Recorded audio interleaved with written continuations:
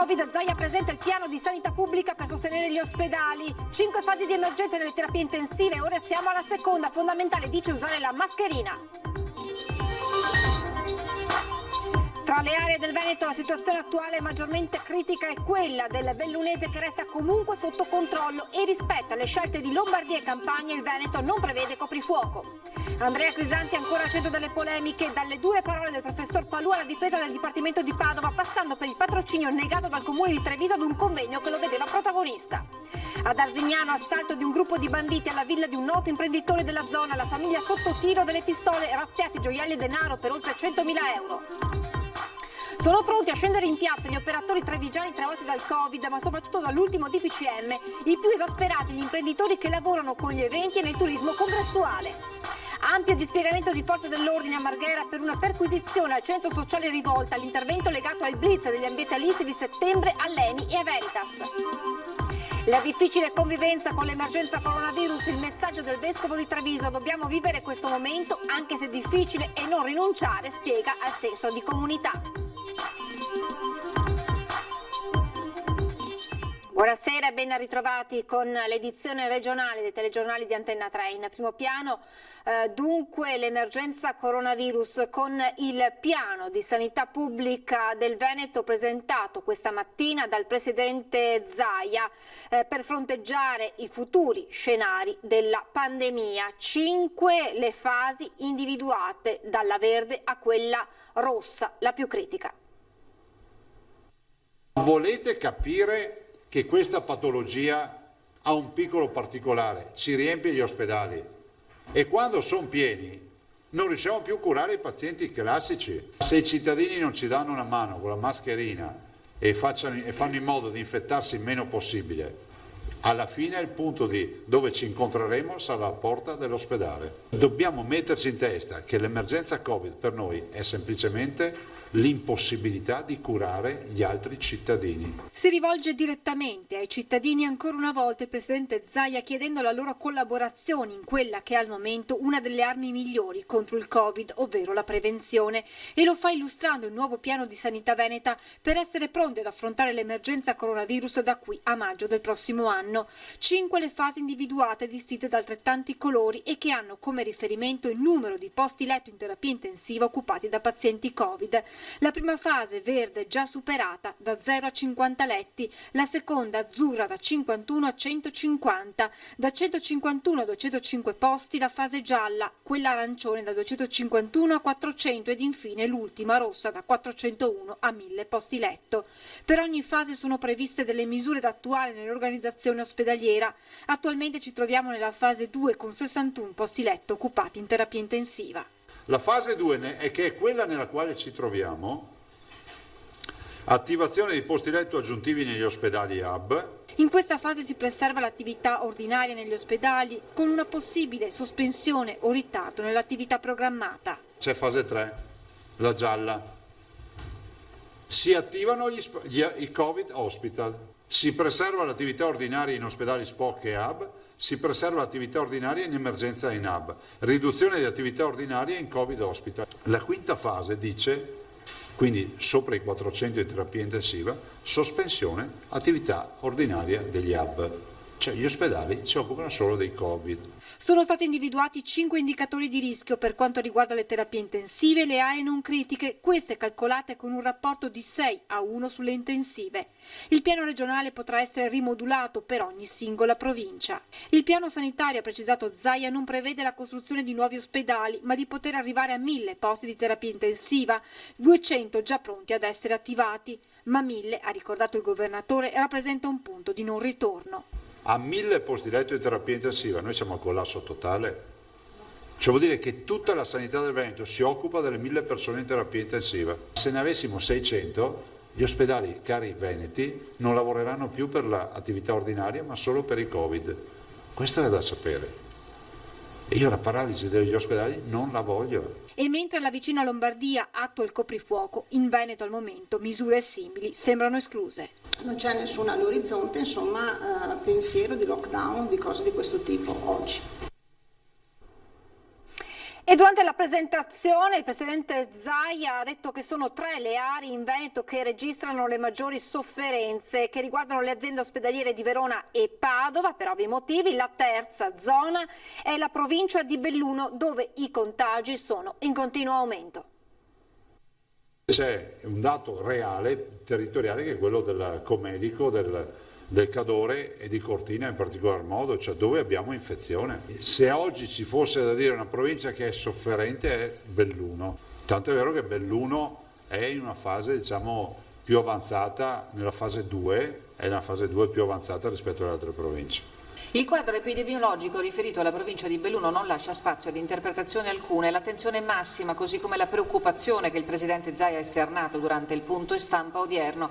I contagi continuano a galoppare, specie nella parte alta della provincia, tra cittadini e ospiti delle case di riposo. Dal capoluogo ieri Sersa, la società che si occupa dei servizi sociali e assistenziali, ha teso una mano alle strutture in difficoltà. Noi abbiamo la possibilità di avere questa struttura separata dalla Gaggialante, dalla villa che vedete.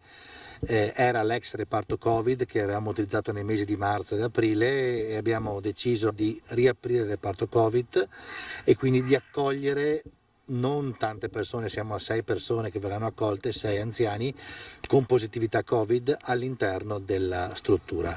Una prova che Sersa sostiene con la consapevolezza, professionalità e disponibilità delle persone che lavorano nei servizi. La prudenza è quanto mai d'obbligo. La nostra esperienza fin qui è stata comunque anche per certi versi incoraggiante, nel senso che abbiamo incontrato sui nostri passi, ecco, il virus, il contagio in qualche occasione e per il momento siamo sempre riusciti, come dire, a tenere confinata la diffusione. La struttura è stata la prima in provincia a testare con successo la comunicazione via tablet fra le famiglie e gli ospiti in tempo di lockdown, un'esperienza emotivamente intensissima. Mentre nella fase iniziale questi strumenti venivano utilizzati principalmente dagli anziani con maggiori capacità cognitive, maggiori abilità, ecco, siamo arrivati invece perfino a fare le videochiamate addirittura con le persone in stato vegetativo, quindi persone che non avevano nessuna capacità di interagire con chi stava dall'altra parte,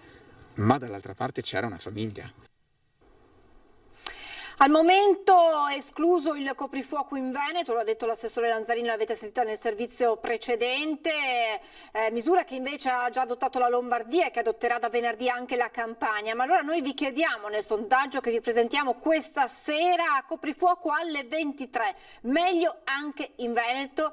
Se secondo voi è meglio adottarlo anche nella nostra regione, il numero da comporre è lo 0422 16 26 691. Se invece la risposta al nostro quesito è no, il numero da fare lo 0422 16 26 690. La chiamata è gratuita, è sufficiente fare uno squillo perché la risposta venga registrata. L'esito del quesito questa sera nel corso di Ring in diretta dalle 21:15 su Antenna 3.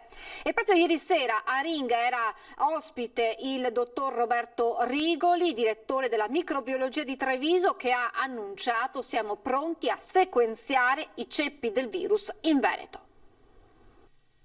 Noi dobbiamo capire, perché tutti dicono che questi ceppi sono tutti uguali, no? Allora qualcuno mi dovrebbe spiegare perché a giugno e luglio, stessa carica, pazienti giovani erano totalmente asintomatici e perché adesso invece stessa carica, stessi giovani invece iniziano a essere sintomatici. Allora, siccome bisogna essere concreti nella vita, io penso che il lavoro che dobbiamo fare questa sera, ho parlato sia con l'assessore sia con il direttore generale dell'Istituto Zooprofilattico, noi partiremo ufficialmente con il monitoraggio dei ceppi che circolano nel Veneto per sequenziarli. Sequenziarli cosa vuol dire? Vuol dire che faremo l'impronta digitale per vedere se esistono ceppi diversi e se le mutazioni legate alla diversità del ceppo sono legate a una sintomatologia diversa. Questo è un lavoro che bisogna fare. Interessante, interessantissimo. Quindi sequenzieremo i ceppi veneti per capire come cambia questo virus, perché adesso... Sì.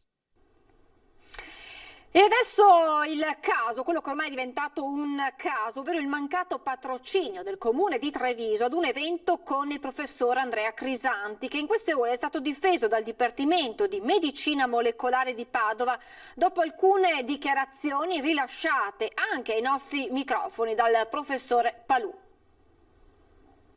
Chi è Andrea Crisanti, credo che l'ho già detto, è uno zanzarologo, cioè un entomologo, è esperto della riproduzione sessuata di malaria. Questa è la descrizione di Andrea Crisanti fornita dal professor Palù in una nostra diretta, ribadita sulla carta stampata e finita dritta sul tavolo dell'Ateneo di Padova, innescando l'ultimo scontro molto pratico e poco accademico. A prendere le difese di Crisanti la scorsa settimana nella bufera per le dichiarazioni sul lockdown a Natale è Fulvio Ursini, decano del Dipartimento di Medicina Molecolare di Padova. Galeotto, quel zanzarologo, termine che Ursini definisce sbagliato, dicendo anche come sia stupefacente che a utilizzarlo sia uno scienziato. Sempre Ursini contesta a Palù di rivolgersi a Crisanti come a un suo allievo, sottolineando che la nomina di Crisanti a direttore della microbiologia di Padova è una decisione collettiva dell'intero dipartimento, sentito anche il parere di Palù, definito a sua volta scienziato meritevole di onore e di rispetto, attualmente in quiescenza. È inoltre inammissibile scientificamente, tuona Ursini, che si voglia generare un monopolio culturale sulla pandemia.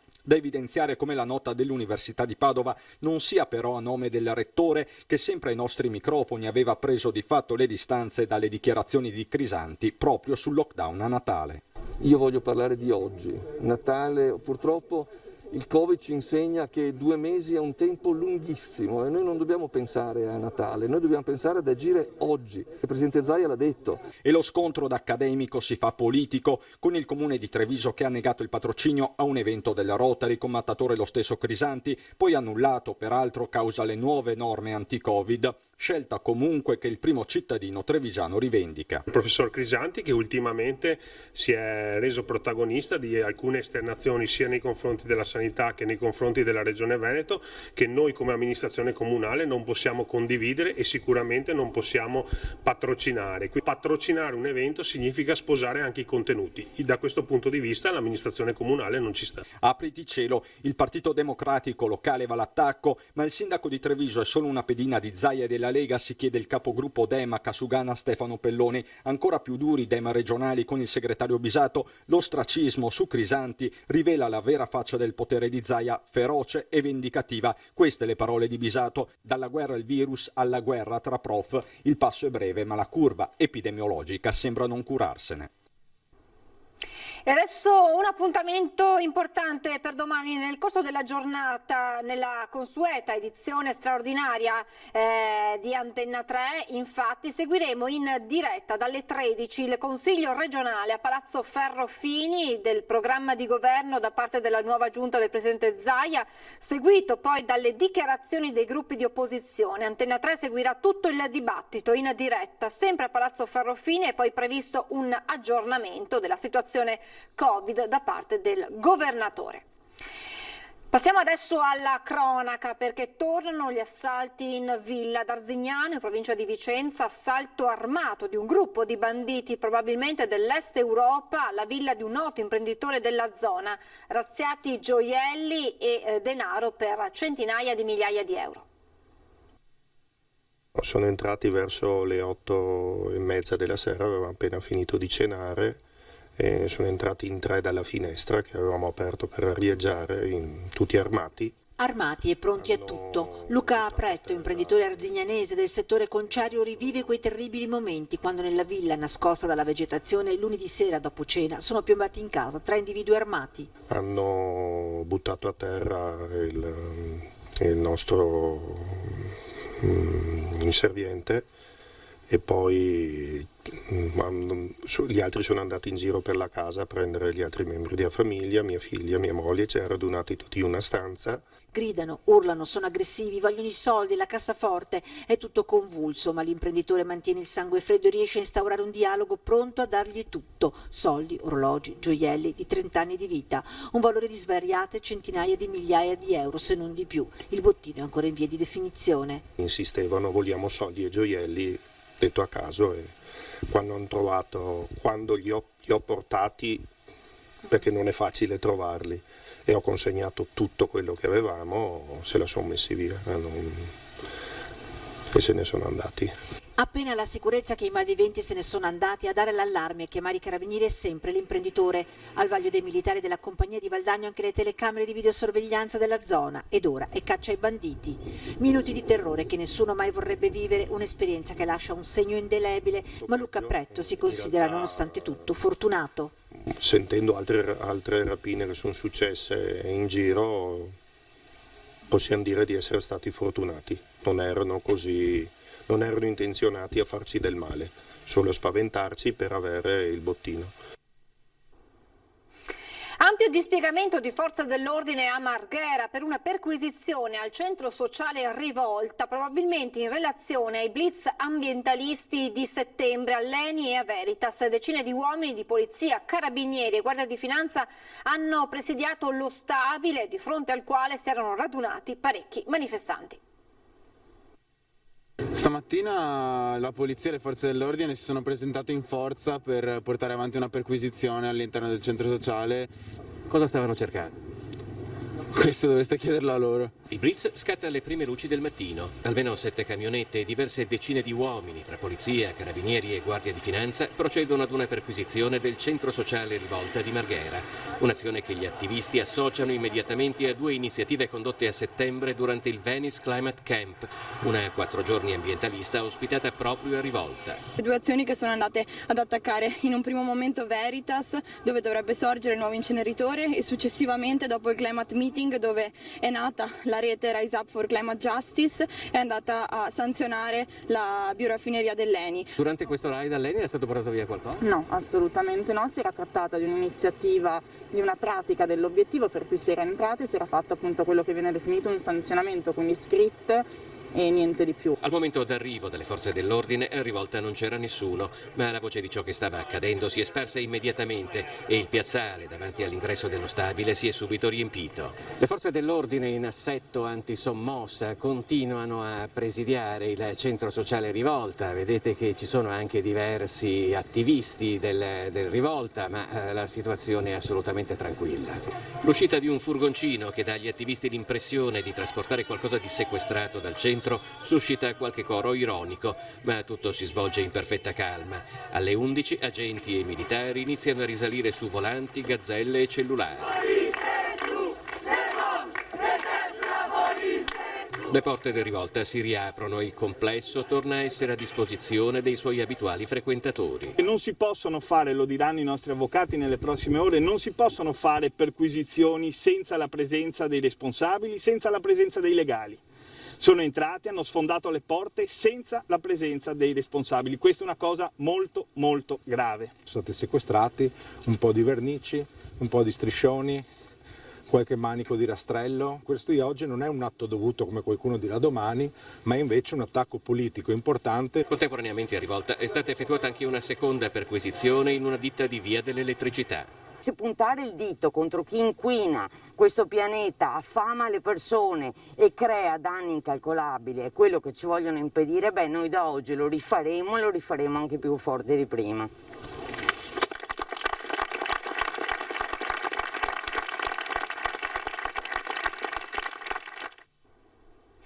È il momento di fermarci per qualche istante di pubblicità, tra poco.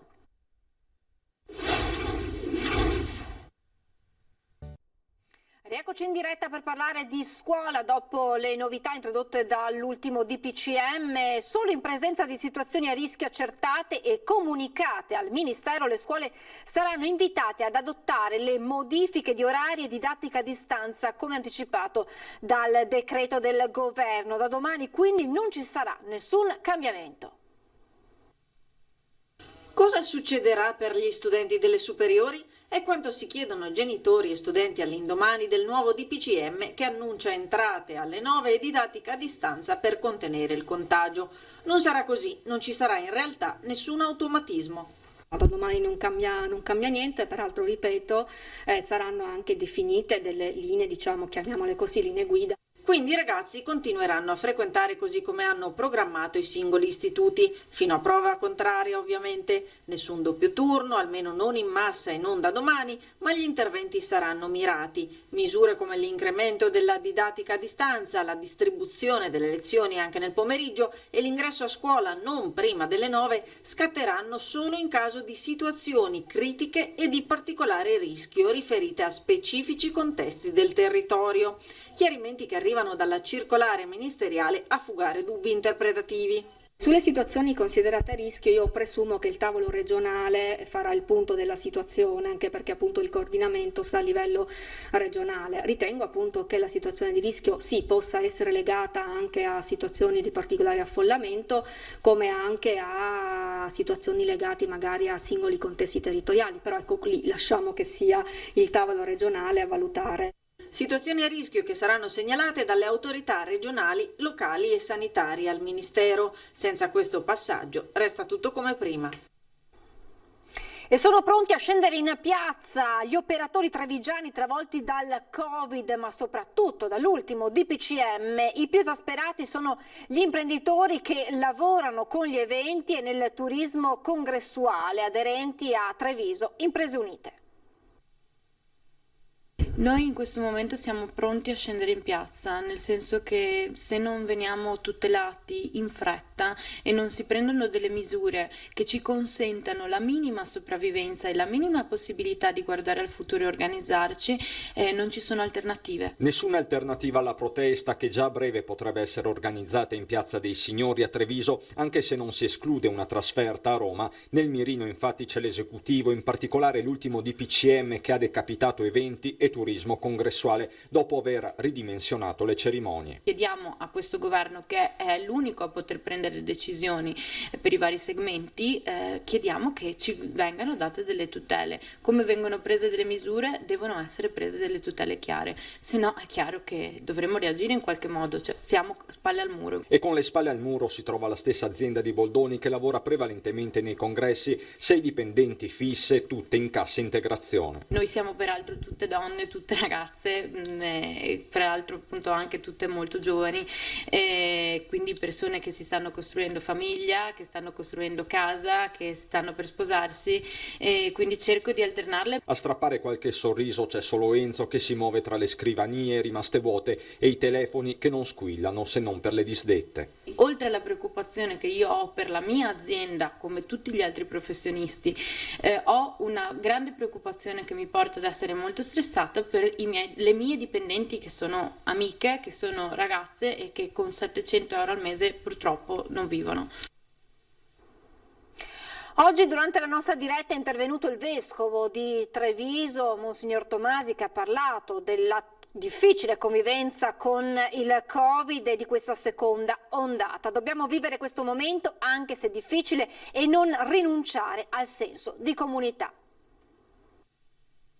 Un appello davvero a che tutte le persone che hanno una responsabilità di gestione, sia nella politica, sia nel mondo economico, sia nel mondo sociale, facciano davvero la loro parte per il bene comune, che i messaggi che ci vengano dati siano certamente chiari, certamente nella legittima differenza delle opinioni e delle posizioni, ma che non alimentino difficoltà, sospetti e paure. Prendiamo questo tempo così com'è, non ci serve davvero a niente pensare che sarebbe bello che fosse diverso. Questo è il nostro tempo, questa è la situazione che ci viene chiesta di affrontare, però abbiamo tutte le risorse, abbiamo le capacità e abbiamo imparato tanti atteggiamenti. Credo che siamo in grado di prenderci cura gli uni degli altri con comportamenti responsabili ma non paurosi.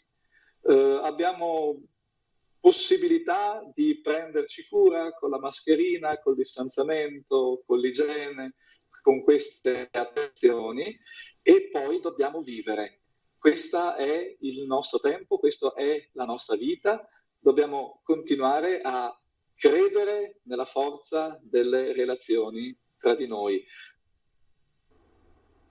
Siamo in chiusura, prima di salutarvi vi ricordo l'appuntamento questa sera alle 21:15 con Ring, nel corso della trasmissione con tanti ospiti per parlare dell'attualità, vi daremo anche l'esito del sondaggio che abbiamo presentato questa sera.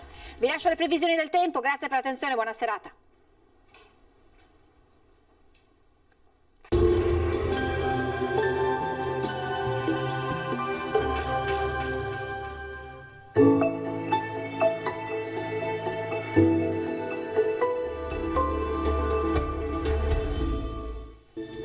Benvenuti al meteo. Ancora moderata alta pressione sul nostro territorio, sia pure con qualche nebbia. Il dettaglio di mercoledì 21 ottobre. Sul Veneto condizioni di tempo stabile, anche in prevalenza soleggiato, salvo al mattino locali nubi basse e foschie in pianure e sulle vallate, localmente anche fitte, specie sui settori più meridionali della nostra regione, in dissolvimento però con il passare delle ore, non sono attese piogge. Temperature in lieve aumento, minime tra 8 e 10 gradi, massime invece tra i 15 e i 19 gradi. Ci spostiamo ora sul Friuli Venezia Giulia, in mattinata sarà nuvoloso sui settori montuosi anche con locali piovaschi, a seguire sarà più soleggiato. Temperature minime fino a 13 gradi, massime sui 16-18 gradi. Uno sguardo infine alla situazione del Trentino Alto Adige, qui avremo locali addensamenti, per il resto sarà soleggiato un po' dappertutto.